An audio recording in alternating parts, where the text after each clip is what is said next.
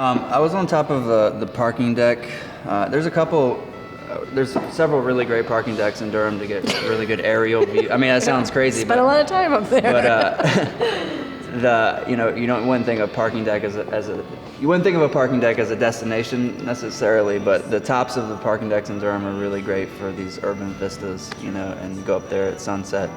And I actually ran into a few other people that were up on top of the parking deck, just taking in the sunset and having a snack or something.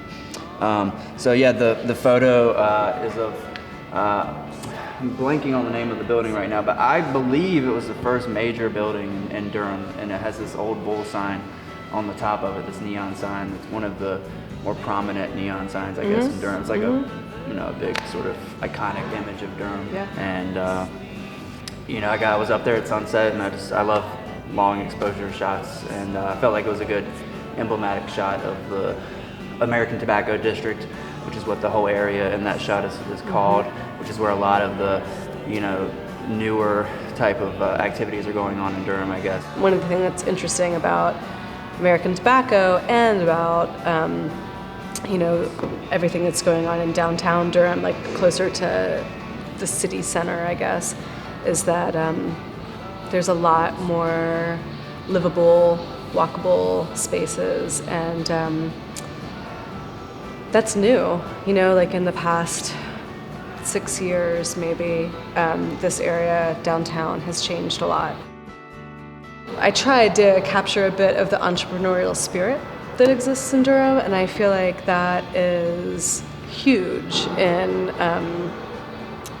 how Durham has evolved in the past 5 years or so, and why it gets written up in the New York Times. And there are just a lot of young entrepreneurs.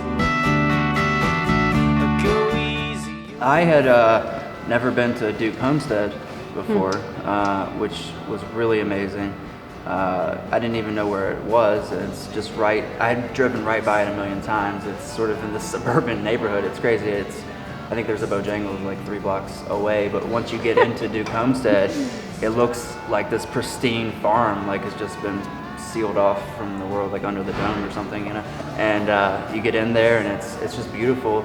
And I was there for the Harvest Festival, and they have a little mock tobacco field where they pick tobacco with a horse and cart, and they cure the tobacco and show you how that works. Yeah.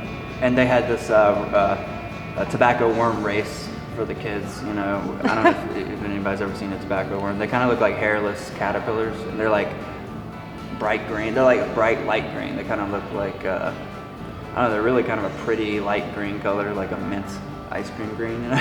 And they're like this big, and it was for charity. So you buy your worm, and they put them in the middle, and the first worm to get to the outside of the ring won, or whatever. So this food shot is of a fried duck egg sandwich at Scratch Bakery.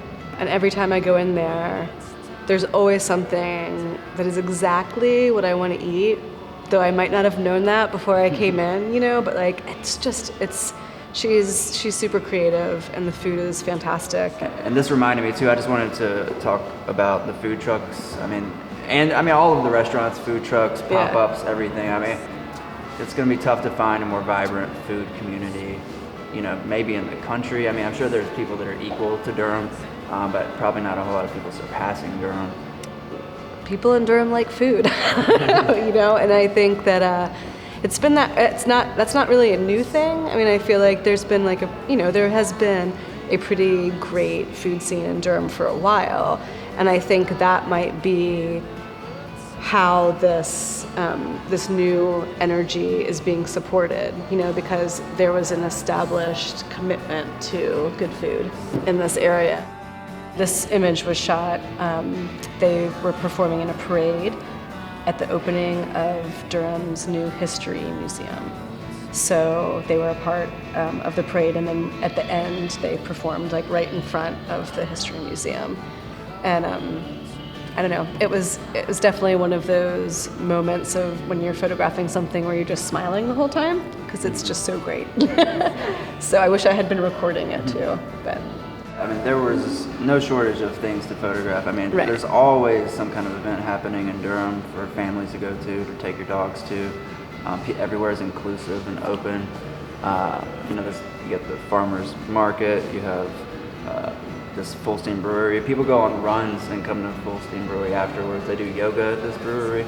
You can bring your kids here. It's an atypical type of place. Yeah. And there's literally just always something going on, an event, a festival, something arts related, and it's easy to walk around to all the different places that you want, like Lissa was saying.